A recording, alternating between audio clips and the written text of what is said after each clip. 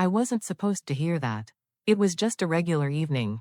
I invited them myself, my son, my daughter, their spouses. I thought we'd sit down and talk about my estate. Calmly, honestly, like a family. I set the table the way I used to. Took out the good dishes. Even used that tablecloth I'd been saving for something special. I really believed this was it. They were all sitting in my living room, talking quieter than usual. And right away, something felt off.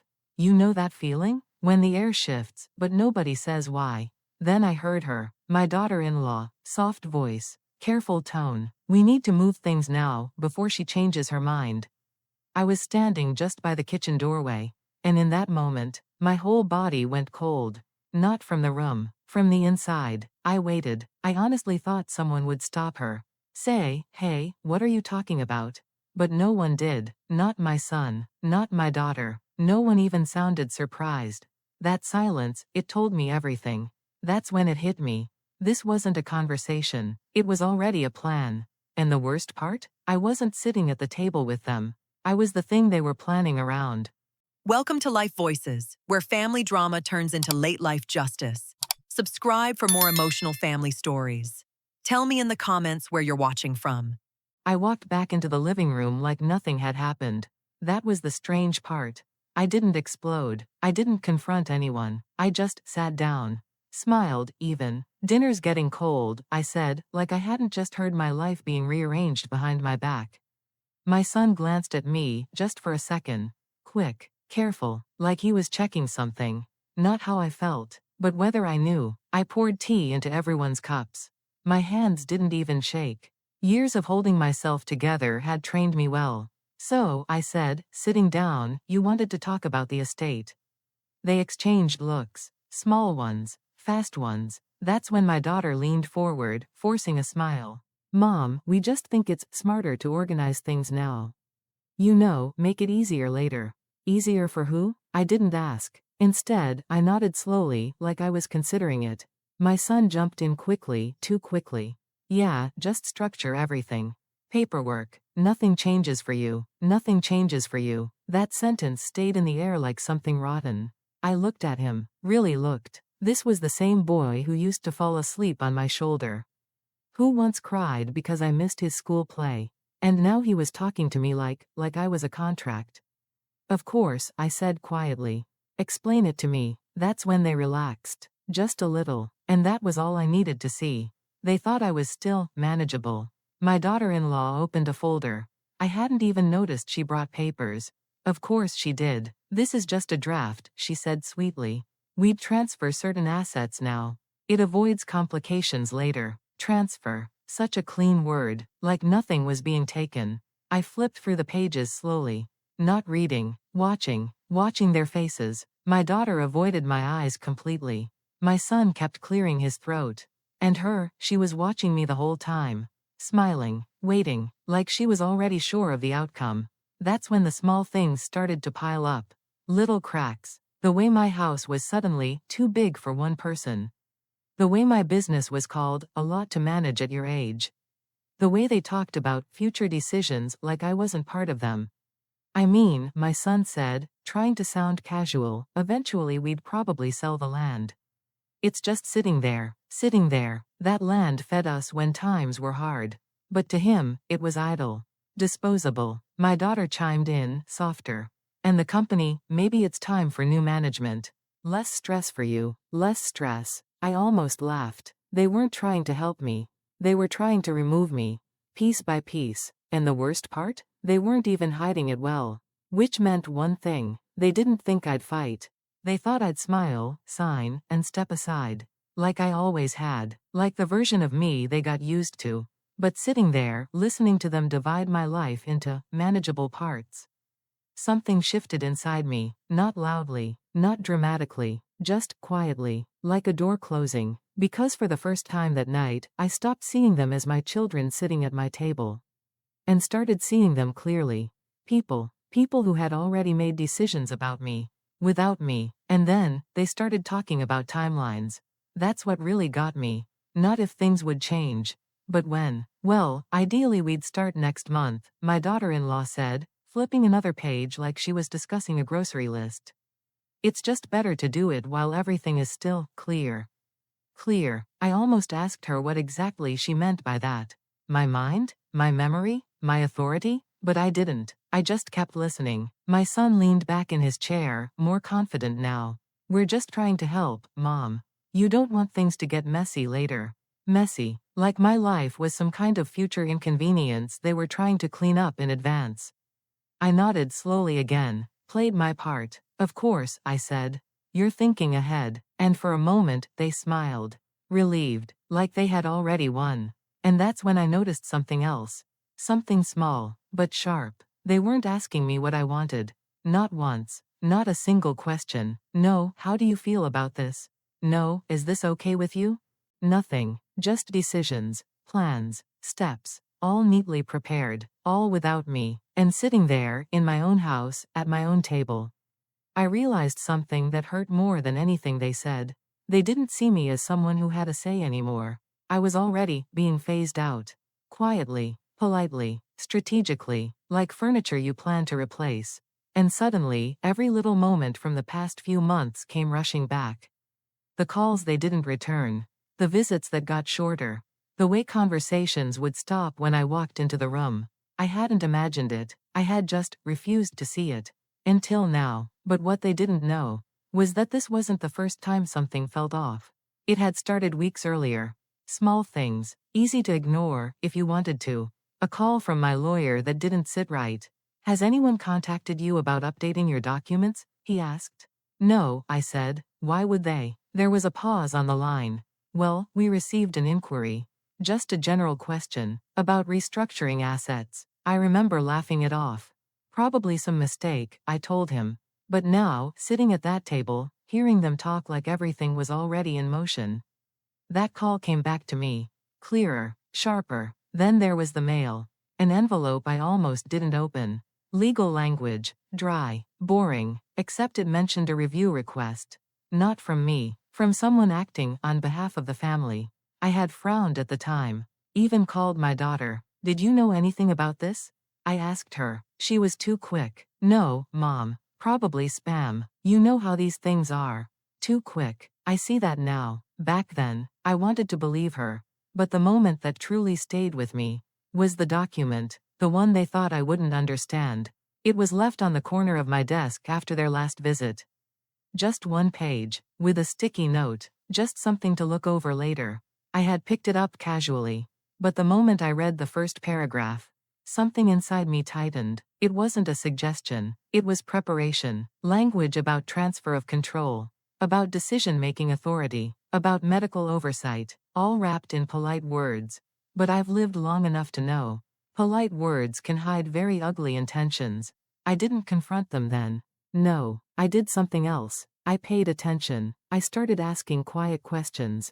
Made a few calls of my own. And what I found was enough to keep me awake at night.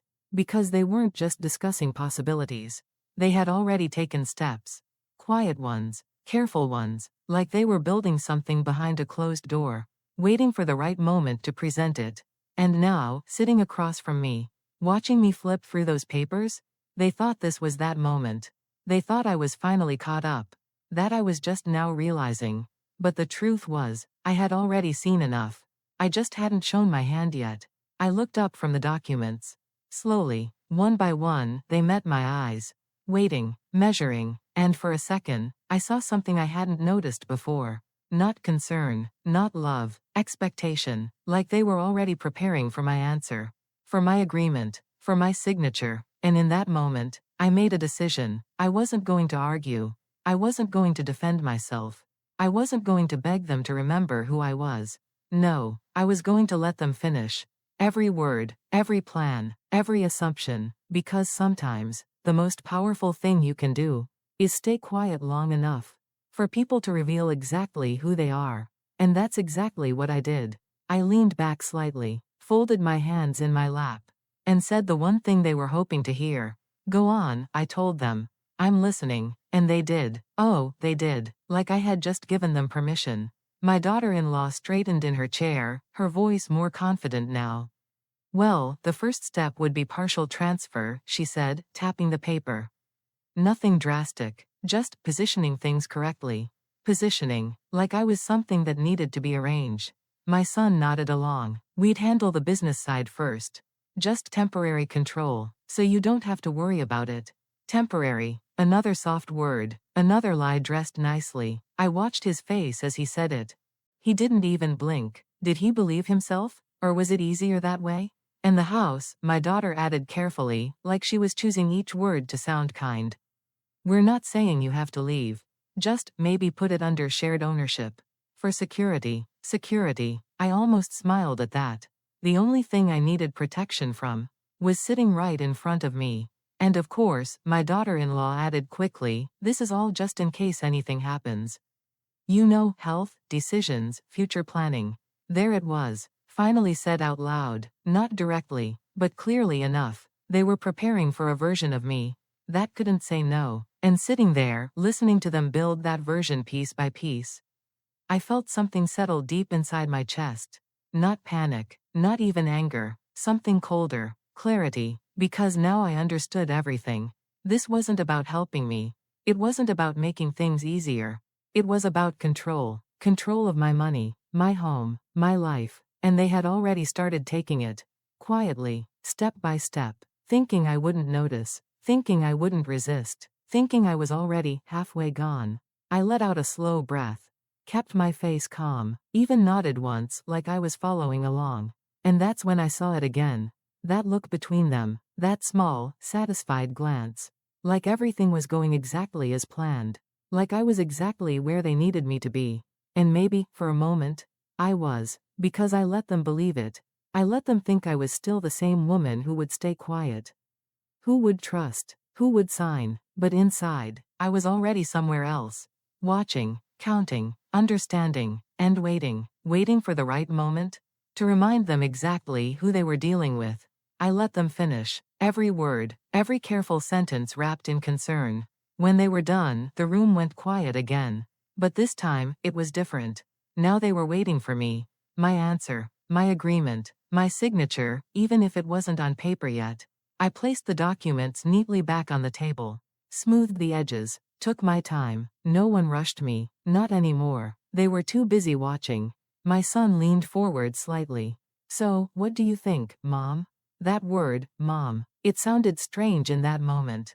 Like it didn't belong in that conversation. I looked at him, then at my daughter, then at her, and for a brief second, I saw it clearly. Not a family, a negotiation, and I was the only one who hadn't agreed to the terms. I think, I said slowly, you've put a lot of thought into this. Relief. Immediate. You could see it in their shoulders. In the way my daughter finally exhaled. In the small smile my daughter-in-law couldn't quite hide. They thought that was it. That I was folding. My son even reached for the papers, like we were about to move to the next step. But I raised my hand slightly. Not Rezko, just enough, and he stopped. I have a question, I said. Simple, calm. Of course, my daughter-in-law replied quickly. Too quickly. I turned to my son. Why didn't you talk to me about this before? Silence. Real silence this time. Not the kind you can fill with polite words. The kind that makes people uncomfortable. He shifted in his chair. We are talking to you now, he said. Careful, measured, wrong answer. I held his gaze. No, I said quietly. You prepared this before you ever sat down with me. His eyes flickered, just for a second. That was enough. My daughter tried to step in. Mom, we just wanted to make sure everything was clear before bringing it to you. Clear, prepared, controlled. I nodded slowly. I see. And I did. More than they realized. I leaned back in my chair, looked at the three of them, and for the first time that evening, I didn't feel hurt. I didn't feel betrayed. I felt awake, because now I knew exactly where I stood. Not at the head of the family. Not even at the table. I was the project, the final step in their plan. And they thought I was ready. Ready to agree. Ready to hand everything over. Ready to make it easy for them. I let the silence stretch just a little longer. Long enough for them to start wondering again. Long enough for that confidence to crack just a little. Then I smiled. Soft. Controlled. The same smile they had seen 100 times before. The one that used to mean I trusted them. The one they were expecting now. And I said quietly, all right, that one word changed everything in the room. My son straightened. My daughter's face lit up. My daughter-in-law reached for the pen. But I didn't move, didn't reach for anything. I just sat there and watched them, because they still didn't understand. Not yet. That my, all right, didn't mean what they thought it did. And in that moment, I realized something important. They had spent weeks planning behind my back. Carefully, patiently, thinking they were in control. But they forgot one thing. They weren't the only ones who could plan. And unlike them, I didn't need to rush. I didn't need their approval. And I definitely didn't need their permission. I folded my hands on the table, looked at them one more time, and for the first time that night, I felt completely calm, because I already knew what I was going to do next. And they had no idea. And still, they smiled. That was the part that stayed with me. That quiet confidence in their faces. Like everything had just fallen into place. Like I had finally done what they expected. My son even relaxed back in his chair, crossing his arms like the hardest part was over. "Well, that's good," he said. "This will make things a lot easier moving forward. Easier. For him. For them. Not for me." My daughter reached for her glass, her hands no longer tense. "I'm really glad you understand, Mom," she added softly, almost like she was comforting me. Comforting, as if I was the one being taken care of in that moment. And my daughter-in-law, she was already flipping pages again. "Great, then we can start with." "Not tonight." I didn't raise my voice. I didn't interrupt sharply. I just said it, and that was enough. Her hand froze on the paper. My son looked up. "What do you mean?" he asked. I met his eyes calmly. "I mean, if we're going to do something this important," I said, "we're not rushing through it over dinner." A pause. Small, but noticeable. "That makes sense," my daughter said quickly, trying to smooth it over. "We can take our time." "Yes," I nodded. "We will." I reached forward and gently closed the folder. Not pushing it away, just closing it, like a conversation I wasn't finished with. "But I'll need to review everything properly," I added. "With my lawyer." That's when it changed. Subtle, but I saw it. That flicker again. That tiny shift in their expressions.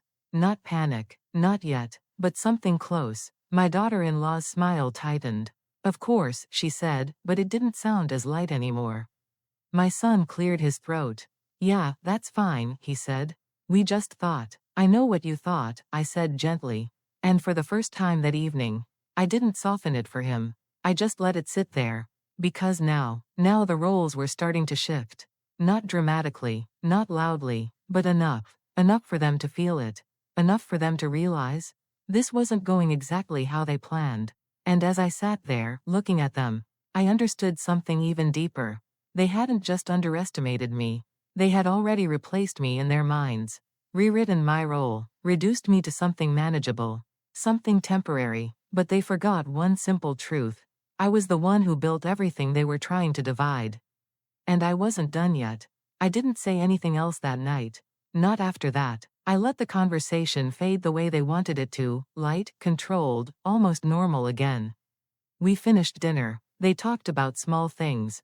Weather, the kids, plans for the weekend, like nothing had just happened. Like they hadn't just tried to quietly take control of my life. And I played along. I smiled in the right places. Nodded when I needed to. Even laughed once. But inside, I was already somewhere else. Watching, replaying every word, every look, every little moment I had ignored before. And now it all made sense. The distance, the whispers, the sudden interest in my well-being. It wasn't concern, it was preparation. They stayed a little longer than usual that night. Not out of love, out of calculation, making sure everything still felt safe, predictable, under control. Before they left, my son hugged me. Quick, careful. "Proud of you, Mom," he said quietly. Proud. I almost asked him, for what? For agreeing? For not making it difficult? For playing the role they needed me to play? But I didn't. I just patted his back. The way I used to when he was a boy. My daughter kissed my cheek. "Get some rest," she said. "We'll figure everything out together." Together. That word felt hollow now. And my daughter-in-law, she lingered for a second at the door. Still smiling, still polite. "We'll make this smooth for you," she said. Smooth, like I was something fragile. Something to be handled, something already on its way out. I looked at her, really looked. And for the first time, I didn't try to understand her. I didn't try to be kind. I just saw her clearly. And I nodded. Of course, I said. They left. The door closed. And just like that, the house was quiet again. But it wasn't the same quiet. This one had weight. I stood there in the hallway for a long moment, listening to the silence, letting it settle. Then I walked back into the living room. The plates were still on the table. The glasses half full. The folder, still there. I picked it up, held it in my hands. And this time, I read it, slowly, carefully, every word, no distractions, no pretending. And what I saw was worse than I expected.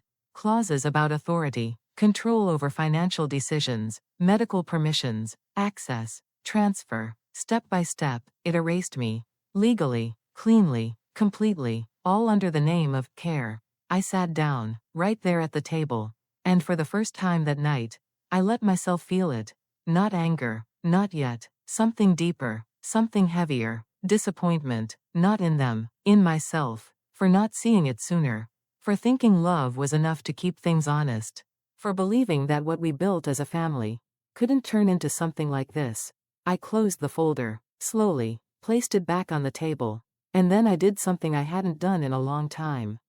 I stopped asking why, because it didn't matter anymore. What mattered was what came next. I stood up, walked to my desk, turned on the lamp, and reached for my phone. My lawyer answered on the second ring. Hello? It's me, I said. A pause. Then his voice changed, more alert. Is everything all right? I looked at the folder across the room, at the house around me, at everything I had spent a lifetime building. And I said, calmly, no. A breath. Then, steady, but it will be. Silence on his end, waiting. I need you to prepare something, I continued. Everything changes, effective immediately. And in that moment, for the first time that night, I wasn't reacting anymore. I was acting, because they thought they had already made their move. They thought I was one step behind. But what they didn't understand was that I had just started mine. He didn't ask questions. That's why I've worked with him for so many years. Tell me what you need, my lawyer said. No judgment, no surprise, just readiness. I sat down at the desk, my fingers resting lightly on the wood. For a second, I looked around the room. The photos on the wall. The chair my husband used to sit in. The window where the light always came in just right in the morning. This wasn't just property. This was my life. I want everything reviewed, I said. Every document, every access point, every authorization. Understood. And I want it locked down. A pause. Then, more serious now. Has something happened? I exhaled slowly. Yes, I said. Something already started. Silence again. But this time, it felt different. Like the ground had shifted. All right, he said finally. Then we move quickly. I nodded, even though he couldn't see me. Yes, I said quietly. We do. The next morning, I didn't feel confused. I didn't feel emotional. I felt precise. Like everything inside me had lined up overnight. I woke up earlier than usual. The house was still quiet, but it didn't feel heavy anymore. It felt clear. Like I could finally see. I made coffee. Sat at the same table where they had sat just hours before. The folder was still there. Exactly where I left it. But something had changed. Not the papers. Me. I opened it again. This time, I wasn't reading like a mother trying to understand her children. I was reading like a woman protecting what was hers. Every line, every clause, every hidden detail. And there were plenty. Language that sounded harmless, until you read it twice. Phrases like, in the event of incapacity, temporary decision authority, shared oversight. It all sounded reasonable, responsible, but put together, it told a very different story. A quiet transfer of power. One signature at a time. I closed the folder again. Slower this time, more deliberate. Then I picked up my phone. By 9 a.m., everything was already moving. Calls, emails, appointments. Not rushed, just efficient. My lawyer didn't waste time. We'll start with revoking any external inquiries, he said. Then we restructure access. Good, I replied. And your family? He asked carefully. I paused, not because I didn't know the answer. Because I did. They'll find out when it's done. Silence. Then, understood. I ended the call and sat there for a moment. Just breathing, not deeply, not dramatically, Just steady. Because this wasn't about reacting anymore. It was about control. And for the first time in a long time, I had it. Around noon, I made another call. This one was harder. Not because of what I was doing, but because of what it meant. Hello? My son answered. His voice sounded normal, casual, like last night hadn't happened. Hi, I said. A small pause. Hey, Mom, everything okay? I could hear it. That careful tone again. Checking. Measuring. Yes, I said calmly. I've been reviewing the documents. Oh, good, he replied quickly. I was going to call you about that. Of course he was. I won't be moving forward with them, I said. Silence. Longer this time. Not confusion. Shock. What do you mean? He asked. Exactly what I expected. I mean, I said evenly, nothing will be transferred. Not now. Not later. Not under those terms. His voice changed. Just slightly. But Mom, we talked about this. No, I interrupted. Still calm. You talked. I listened. That stopped him. For a second. We're just trying to help you, he said, more firmly now. Help. That word again. I know what you're trying to do, I replied. Another silence. Thicker this time. And then, a different tone. Less careful. More real. You're overreacting, he said. There it was. The shift. From polite to pressure. I didn't respond right away. I let him sit in it. Then I said quietly, no, I'm finally reacting exactly right. He exhaled sharply. Mom, this isn't necessary. You're making it complicated. Complicated. Because I wasn't cooperating. Because I wasn't easy anymore. I'm making it clear, I said. Another pause. Then, so what happens now? A good question. Finally. Now, I said, everything stays exactly where it is. And later? He pushed. I looked around the room again. At everything they thought was already within reach. We'll see, I answered. And that's when I heard it. Not in his words. In his silence. That realization. That small crack. Things were no longer certain. No longer controlled. No longer his. Mom, he started. But I didn't let him finish. I have another call, I said gently. And then I hung up. Not angry. Not shaking. Just done. Because this wasn't a conversation anymore. This was a boundary. And for the first time, I didn't feel like I had to explain it. I placed the phone down slowly. Not slammed. Not dropped. Just placed it. And I sat there for a moment, staring at nothing in particular. Listening. Not to the house. To myself. No shaking hands. No racing thoughts. Just a quiet, steady feeling I hadn't felt in a long time. Certainty. Because something had shifted. Not in him. In me. For years, I had adjusted. Explained. Softened things so no one felt uncomfortable. So no one felt challenged. So no one felt denied. But this time, I didn't. And the world didn't collapse. The house didn't fall apart. I didn't become the villain they always implied I would be if I ever said no. I just became clear. And that clarity? It was stronger than any argument. Stronger than guilt. Stronger than history. I stood up slowly and walked to the window. The morning light was coming in just the way it always had. Nothing outside had changed, but inside, everything had, because for the first time, I wasn't protecting their feelings. I was protecting my life. And that made all the difference.